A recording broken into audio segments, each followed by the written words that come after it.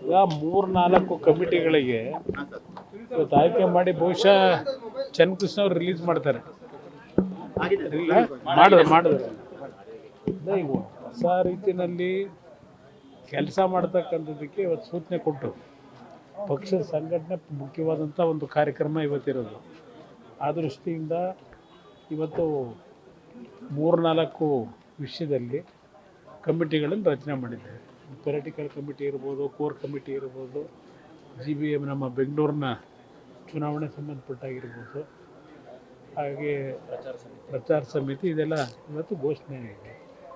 ಇವತ್ತಿನ ಒಟ್ಟಾರೆ ಮೀಟಿಂಗ್ನಲ್ಲಿ 25 ವರ್ಷಗಳ ಬೆಳ್ಳಿಯ ಹಬ್ಬ ನಮ್ಮ ಪಕ್ಷ ಪ್ರಾರಂಭ ಆಗಿದೆ.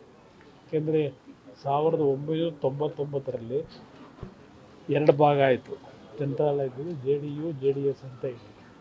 2002ರಲ್ಲಿ ಒಂದು ಉಪಚುನಾವಣೆ ಬಂತು. SM ಕೃಷ್ಣ ಅವರು ಮುಖ್ಯಮಂತ್ರಿಗಳಿದ್ದರು. ಆ ಉಪಚುನಾವಣೆಯ ಸಂದರ್ಭದಲ್ಲಿ ಈ ಬರವತ್ತ ಮಹಿಳೆ ಆ ಸಿಂಬಲನ್ನು ಬದಲಾವಣೆ ಮಾಡಿಕೊಂಡು ಕೇಂದ್ರದ ಚುನಾವಣಾ ಆಯೋಗದ ಮುಂದೆ ಅರ್ಜಿ ಹಾಕಿ ಆ ಒಂದು ಮಹಿಳಾ ಗುರುತಿನ ಒಂದು ಚಿಹ್ನೆಯನ್ನು ಪಡ್ಕೊಂಡು 2002ರಲ್ಲಿ ಅಲ್ಲಿಂದ ಈ ಚಿಹ್ನೆ ಹಲವಾರು ಸಂದರ್ಭದಲ್ಲಿ ಈ ಪಕ್ಷದ ಸಂಘಟನೆಗೆ ಅನುಕೂಲಗಳಾಗಿದೆ. ಇವತ್ತು 22ನೇ ತಾರೀಕಿನಂದು ಸಾಂಕೇತಿಕವಾಗಿ ಈ ಒಂದು ಕಚೇರಿಯ ಮುಂಭಾಗದಲ್ಲೇ ಒಂದು 6,000 ಜನ ಕಾರ್ಯಕರ್ತರನ್ನ ಆಹ್ವಾನ ಕೊಡೋದ್ರ ಮುಖಾಂತರ ಒಂದು ವಿಶೇಷವಾದಂಥ ಕಾರ್ಯಕ್ರಮ ಇಟ್ಕೊಂಡಿದ್ದೇವೆ. ನಂತರ ಇಡೀ ರಾಜ್ಯದ 224 ವಿಧಾನಸಭಾ ಕ್ಷೇತ್ರಗಳಲ್ಲಿ ಸನ್ಮಾನ್ಯ ದೇವೇಗೌಡರ ಕಾಲದಲ್ಲಿ ರಾಜ್ಯಕ್ಕೆ ಕೊಟ್ಟಂಥ ಕೊಡುಗೆ, ನೀರಾವರಿ ಇರ್ಬೋದು, ಬೆಂಗಳೂರು ನಗರಕ್ಕಿರ್ಬೋದು, ಅವರ ಕಾಲದಲ್ಲಿ ಏನೇನು ಕಾರ್ಯಕ್ರಮಗಳನ್ನು ಈ ನಾಡಿಗೆ ಕೊಟ್ಟಿದ್ದಾರೆ. ನಂತರ ನಾನು 2 ಬಾರಿ ಮುಖ್ಯಮಂತ್ರಿ ಆದಾಗ ನಾಡಿಗೆ ಕೊಟ್ಟಿರತಕ್ಕಂಥ ನಮ್ಮ ಕಾಲದ ಸಮ್ಮಿಶ್ರ ಸರ್ಕಾರದಲ್ಲಿ ಏನೇನು ಕಾರ್ಯಕ್ರಮ ಕೊಟ್ಟಿದ್ದೇವೆ, ಇದೆಲ್ಲವನ್ನು ಇಡೀ ರಾಜ್ಯದಾದ್ಯಂತ ಜನತೆಗೆ ಪುನಃ ನೆನಪಿಸಬೇಕು ಅಂತಕ್ಕಂಥದ್ದು. ಅದಕ್ಕೆ ವಿಶೇಷವಾದ ರೀತಿಯಲ್ಲಿ ಕಾರ್ಯಕ್ರಮಗಳು ಮುಂದಿನ ಜನವರಿ ತಿಂಗಳಿನವರೆಗೆ ನಿರಂತರವಾಗಿ 22ನೇ ತಾರೀಕು ಇಲ್ಲೇನು ಸಭೆ ಮಾಡ್ತೇವೆ, ಆ ಸಭೆಯ ನಂತರ ಇಲ್ಲಿ ಘೋಷಣೆ ಮಾಡ್ತಾ ಇದ್ದೇವೆ. ಸುಮಾರು 3 ತಿಂಗಳ ಕಾಲ ಇಡೀ ರಾಜ್ಯದಾದ್ಯಂತ 224 ಕ್ಷೇತ್ರದಲ್ಲಿ ನಮ್ಮ ಪಕ್ಷದ ಸಂಘಟನೆ ಕುಂಠಿತ ಇರತಕ್ಕಂಥ ಕ್ಷೇತ್ರಗಳನ್ನು ಇವತ್ತು ಒಳಗೊಂಡಂತೆ ಇಡೀ ರಾಜ್ಯದ 224 ಕ್ಷೇತ್ರದಲ್ಲೂ ಇವತ್ತು ಪಕ್ಷದ ಸಂಘಟನೆ ದೃಷ್ಟಿಯಿಂದ ಕಾರ್ಯಕ್ರಮ ಹಮ್ಮಿಕೊಂಡಿದೆ. ಈಗ ಬೆಳಗ್ಗೆ ವಿಧಾನಸಭೆಯಲ್ಲಿ ಮಾತು ಹೇಳಿದ್ರಿ, ಈಗ ಸಚಿವರು ಯಾಕೆ ಮಾಡಿದ್ದಾರೆ ಆ ಥರ ಇದ್ರೆ NIA ಕೊಡೋಣ, ಕೇಂದ್ರ ಸಚಿವರಿದ್ರೆ ಮಾಹಿತಿ ಕೊಡಲಿ ಅಂತ. ಈಗ ಟೆರರಿಸ್ಟ್ಗಳು ಅಂದರೆ ರಾಜಕೀಯದ ಟೆರರಿಸ್ಟ್ಗಳು, ಅವ್ರ ಮೇಲೆ ಏನು ಕೊಡ್ತೀನಿ? ದಾಖಲೆ ಕೇಳ್ತಾರೆ, ದಾಖಲೆ ಇದ್ದರೆ ಕೊಡಿ ಅಂತಾರೆ. ಈಗ ದಾಖಲೆ ಯಾವುದ್ರಲ್ಲಾದರೂ ಇವ್ರು ಕೊಟ್ರ 40% ಸರ್ಕಾರ ಆದರು, BJP ಸರ್ಕಾರ 2.5 ವರ್ಷ ಸರ್ಕಾರ ನಡೆಸಿದ್ರು.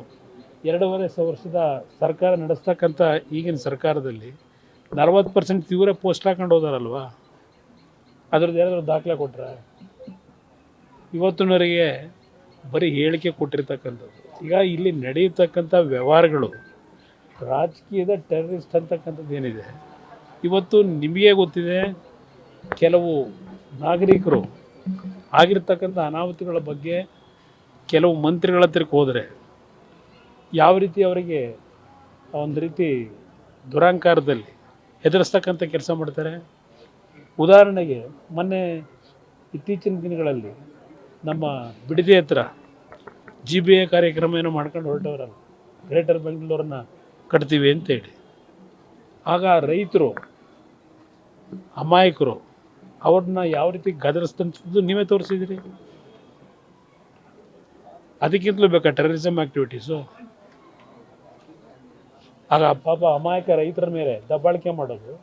ಮೊನ್ನೆ DC ಕಚೇರಿನಲ್ಲಿ ಸಭೆ ಕರೀತಾರೆ, ರೈತರಿಂದ ಒಮ್ಮತ ಪಡಿಬೇಕು ಅಂತ ಹೇಳಿ, ಯಾವೊಂದು ಭೂಸ್ವಾಧೀನ ಅಂತ ಹೇಳಿ. ಅಲ್ಲಿ 2 ಬಸ್ನಲ್ಲಿ ಗೂಂಡಾಗಳನ್ನ ಕರ್ಕೊಂಬಂದು ನಿಜವಾದ ರೈತರು ಅಲ್ಲಿ ಹೋದರೆ 2,000 ಜನ ಆ DC ಆಫೀಸಿಂದ ಹೊರಗೆ ನಿಲ್ಲಿಸ್ತಾರೆ, ಅವ್ರನ್ನ ಒಳಗಡೆ ಬಿಡೋದೇ ಇಲ್ಲ. 2 ಬಸ್ನಲ್ಲಿ ಗೂಂಡಾಗಳನ್ನು ಕರ್ಕೊಂಬಂದಿರು ಅಂತ ರೈತರು ಹೇಳ್ತಾರೆ ಓಡಿಸ್ಲಿಕ್ಕೆ. ಇದು ಟೆರರಿಸ್ಟ್ ಸಂಸ್ಕೃತಿನೋ ಯಾವ ಸಂಸ್ಕೃತಿ? 80% ಜನ ಇವತ್ತು ಭೂಮಿ ಕೊಡ್ಲಿಕ್ಕೆ ತಯಾರಾಗಿಲ್ಲ. ನನ್ನ ಕಾಲದಲ್ಲಿ ನಾನೇ ತೀರ್ಮಾನ ಮಾಡಿದ್ದೆ 5 ಟೌನ್ಶಿಪ್ ಮಾಡಬೇಕು ಅಂತ ಹೇಳಿ.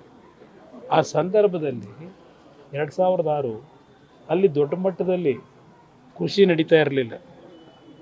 ಅವತ್ತು ರೇಟು ಸಹ ಇರಲಿಲ್ಲ. ಜನಗಳು ವಾಲಂಟಿಯರ್ ಕೊಡಲಿಕ್ಕೂ ತಯಾರಾಗಿದ್ದರು. ಆದರೆ ಅಂತಿಮವಾಗಿ ನಮ್ಮ ಸರ್ಕಾರ ಹೋದ ನಂತರ ನಾನೇ ಇನ್ನೂ ನೋಟಿಫಿಕೇಷನ್ ಏನು ಮಾಡಿರಲಿಲ್ಲ. ಇದು ಕುಮಾರಸ್ವಾಮಿ ಕೂಸು ಅಂತಾರೆ. ಕುಮಾರಸ್ವಾಮಿ ಕೂಸು ಬೇರೆ ಥರ ಇದ್ದಿದ್ದು, ಜನಗಳ ವಿರುದ್ಧವಾಗಿ ನಾವು ಹೋಗಿರಲಿಲ್ಲ. ಈಗ ಜನ ಇವತ್ತು ಅಷ್ಟು ಹೇಳ್ತಾ ಇದ್ದಾರೆ, ಹಸುಗಳು ಸಾಕಿದ್ದೇವೆ, ತಿಂಗಳಿಗೆ 50,000ರಿಂದ 1 ಲಕ್ಷ ಸಂಪಾದನೆ ಮಾಡ್ತಾ ಇದ್ದೀವಿ, ನಮಗೆ ಯಾಕೆ ತೊಂದರೆ ಕೊಡ್ತೀರಿ? ರೇಷ್ಮೆ ಬೆಳೀತಾ ಇದ್ದೀವಿ, ರೇಷ್ಮೆ ಬೆಳೆ ಇವತ್ತು 600-700 ರೂಪಾಯಿ ಇದೆ. ಅವತ್ತು ಆ ಕಾಲದಲ್ಲಿ 70-80 ರೂಪಾಯಿ ಇತ್ತು 2006ರಲ್ಲಿ. ಇವತ್ತು ರೈತರು ಆರ್ಥಿಕವಾಗಿ ಕೃಷಿ ಚಟುವಟಿಕೆ ತುಂಬ ಉತ್ತಮವಾದಂಥ ರೀತಿಯಲ್ಲಿ ಮಾಡ್ತಾ ಇದ್ದಾರೆ. ಅಂದರೆ 2018 ನಾನು ಮುಖ್ಯಮಂತ್ರಿ ಇದ್ದಾಗ ಆ ಭಾಗದಲ್ಲಿ ನೀರಿನ ವ್ಯವಸ್ಥೆಗಳೇನು ಮಾಡಿಕೊಟ್ಟೆ, ಇವತ್ತು ಸದಾ ಹಸಿರಿದೆ, 1 ಲಕ್ಷ ತೆಂಗಿನ ಗಿಡಗಳಿದೆ. ಇಲ್ಲಿ ಹೋಗ್ಬಿಟ್ಟು ಇವರೀಗ ಹೆದರಿಸಿ ರೈತರುಗಳನ್ನು ಬಾಡಿಗೆ ರೈತರು, ಆ ರೈತರು, ಈ ರೈತರು ಅಂತ ಹೇಳಿ ಇವರು ಹೊರಟಿರ್ತಕ್ಕಂಥದ್ದೇನಿದೆ, ಇದು ಗೂಂಡಾ ವರ್ತನೆನೋ ಟೆರರಿಸ್ಟ್ ವರ್ತನೆನೋ ಅಂತಕ್ಕಂಥ ಅವ್ರು ಹೇಳಬೇಕಪ್ಪ. ಈಗ ಇದೇ ಊರಿಗೆ ಪೂರಕವಾಗಿ ರೈತರು ನಿಮ್ಮನ್ನು ಭೇಟಿಯಾಗಿ ಹೋರಾಟಕ್ಕೆ ಬರಬೇಕು ಅಂತ ಚರ್ಚೆ ಮಾಡಿದ್ದಾರೆ, ಮನವಿ ಮಾಡಿದ್ದಾರೆ. ನಿನ್ನೆ ದಿನ ಒಂದು ಸುಮಾರು 100-150 ಜನ ಆ ಒಂದು ಭಾಗದ ಹೆಣ್ಣು ಮಕ್ಕಳು ಆದಿಯಾಗಿ ನನ್ನ ತೋಟಕ್ಕೆ ಬಂದು, ಇಲ್ಲ ನೀವು ಇಂಟರ್ಫಿಯರ್ ಆಗಲೇಬೇಕು, ನಿಮ್ಮ ಒಂದು ಇನ್ವಾಲ್ವ್ಮೆಂಟ್ ಇದ್ದರೆ ನಾವು ಬದುಕಲಿಕ್ಕೆ ಸಾಧ್ಯ, ಇಲ್ಲದೇ ಇದ್ದರೆ ನಮಗೆ ರಕ್ಷಣೆ ಯಾರೂ ಕೊಡೋದಿಲ್ಲ ಅಂತಕ್ಕಂಥ ಮನವಿಯನ್ನು ಸಲ್ಲಿಸಿದ್ದಾರೆ. ನನ್ನನ್ನು ರಾಜಕೀಯವಾಗಿ ಈ ಮಟ್ಟಿಗೆ ಬೆಳೆಸಿರ್ತಕ್ಕಂಥ ಜನ ಅವರು. ನಾನು ಅವತ್ತೂ ಸಹ ಈ ಒಂದು ಕಾರ್ಯಕ್ರಮ ಯೋಜನೆ ತರಬೇಕು ಅಂತ ಹೊರಟಾಗ 3 ದಿನ ಇಲ್ಲಿ ನಮ್ಮ ಕೃಷ್ಣ ಕಚೇರಿನಲ್ಲಿ ಮೀಟಿಂಗ್ ಮಾಡಿದ್ದೀನಿ. ಅವತ್ತು ಸಹ ಕೆಲವು ಹೆಣ್ಮಕ್ಳು ಹೇಳಿದ್ರು ನನಗೆ, ನಿನ್ನನ್ನು MLA ಮಾಡಿದ್ದು ಇಲ್ಲಿಂದ ನಮ್ಮನ್ನು ಖಾಲಿ ಮಾಡ್ಸೋಕ್ಕ ಅಂತ ಹೇಳಿ.